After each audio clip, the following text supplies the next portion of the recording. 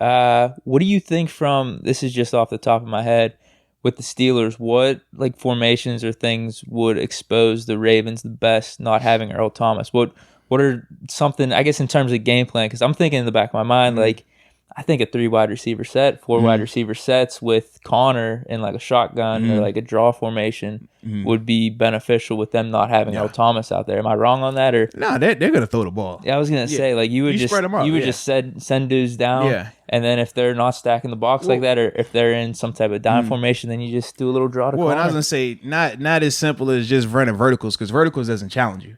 Verticals on Madden is great, right? It's just like, spread them out, run verticals. I'm just thinking Claypool in that slot, or Juju in that slot, send them deep. A lot of times the verticals are easier to cover. If you're the Ravens and they're going to spread us out. Yeah. So you say, hey, look, we're going to run a cover 4, which is going to have both my corners having vertical carry on the 1 and 2 receiver, right?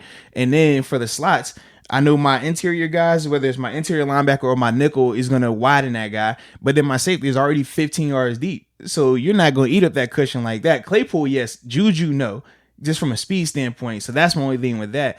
I think the way you attack them, though, man, you have to make them communicate. Communication is the biggest thing, and they don't communicate on verticals. You communicate on crossing, whether it's deep over routes. That's cool. We got that too. Concepts. We got that too. Like your 9-7-3 console. You got one guy going vertical, another guy going on a post, another guy running a stop or running a drag. Like, that's gonna make that safety have to decide. And a lot of times, the gray area is how you really. I mean, unless you got a guy like AB or Julio, where you're just like, all right, you're better than him.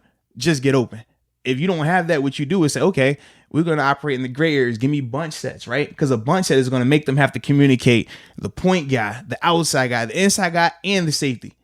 That's 4 people they got to talk. And if you got a young guy out there, that's how you get him. Because now he's over here guessing like, dang, all right, what's my assignment first? Oh, all right, now I got my assignment. What's his assignment? Oh, but that's before they did this. That's before they motion to it. And whatever you line up in, you don't like if we're trying to run out a bunch, I'm not lining up in bunch. I'm lining up in a 2x2 set. I'm motioning to it because that's just another form of communication and it's going to put stress on it. And it might not work the first 2 times, but the more you do it, the more you make them have to have those conversations. That's how you get them. If you just line up 4 wides and just say, hey, run vertical, man, that's easy for those guys to just say, all right, I'm gonna just keep my depth cover. Just one guy. But no, like you said, that's you want to make them have to talk, man. That's actually a really good point, though. Obviously, it's a really good point because you're the man. Stop it, man. Stop dropping this football knowledge on us. I'm just throwing it out there in terms of like the different ways of how to attack it. Like, if you make them have to communicate, and another thing is this, they're gonna have to be a lot more vanilla in terms of the safety rotations. When you got a guy like Earl. We talked about Earl. He's no different than how Troy or how Ed Reed, those guys will line up like they about to blitz and they dropping into the third. We've seen Minka move around a little bit. He's over here showing pre-snap. Now he's over there post-snap. Young safeties don't do that. Young safeties, first of all, as a coaching staff, you don't trust a young safety to be out here showing over here when he showing on the left half, the left end when he got to be deep right half. You don't trust him to do that. So they're going to have to be in the vicinity of where they're supposed to be pre-snap. Makes it a lot easier when a veteran quarterback like Big Ben, who's already seen some of those guys do the freaky stuff. Now he's like, oh, this is simple right here. You lined up right there. I know you dropping over there. You have to based off your alignment alone and based off what this guy over here is telling me. So those are the things that it's like, yeah, you're going to be able to expose the Ravens a lot in that. I also think a guy like Marcus Peters is going to be affected by that.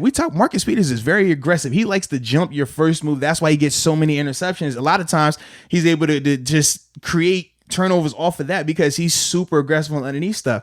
You can do that when you got a great safety over the top, when you got safety help or somebody that, hey, even if I get beat on a double move, he has my back. If you don't have that, you can't be aggressive like that. The double move will kill you. And that's another issue when you have younger safeties out there. It changes everything, man. And I think you've laid out everything perfectly to where I was going to bring up this point. I don't think it's that ridiculous to say this could actually really impact the Ravens defense, even though they're pretty stacked on the front. But we see what happened here in Pittsburgh with Minka and how important just having that safety here was for this team. We became a top 5 defense basically overnight. So that'll be interesting to see what happens with the Ravens coming up this year with inexperienced safeties, like you said. Because I think they're stacked all around. But outside of those safety positions, how much of an impact is that going to have? Well, and the thing, too, with the Ravens, they still are struggling with pass rushers. Matt Judon, he's good, but he's not a bona fide, just put him out there, he's going to get you 10, 15. Say he's not a TJ Watt or even a Bud Dupree type where he's just an elite rusher. Even though I made the Pro Bowl, which was ridiculous. But well, we know the Pro Bowl is a popularity contest, man. We talk about that. He should have gotten and then Pernell McPhee, he's another guy past his prime in terms of his better years with were his first tenure in Baltimore, not now. They don't have rushers. So if you don't have guys who can rush the passer and you're losing a major contributor in your secondary, that affects you. Typically, you have great cover guys who give your rushers a lot more time to get home, or you got great rushers and you can kind of get away with it on the back end. And then when you get the guys who got both, like the Steelers, like how Baltimore was a little while, you know, or even in Buffalo, where you got those type of guys who can get home, rushing the passer, can lock down cover, that's when you get those top 5, top 3 type defenses. Baltimore is going to feel this in a major way.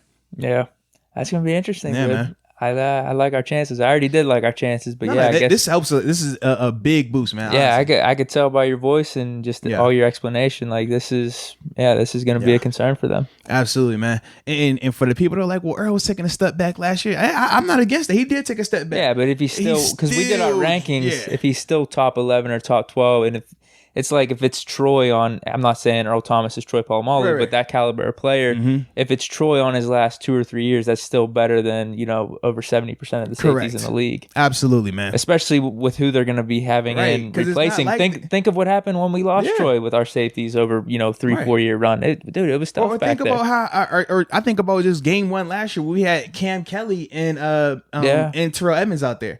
And then you saw, when Sean Davis come out there, it got better. But then you saw when Mika came out, how it took a drastic jump.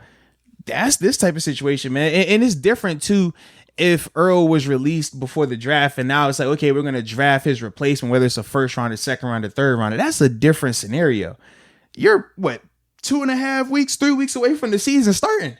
Here we go. Like, dude, this is nuts. Season's starting soon, baby. Yeah, you got to think. Kickoff is September 10th? So, yeah, man, by then, that's not a lot of time for Deshaun Elliott and Chuck Clark to have it going like that. I think it's an issue, man.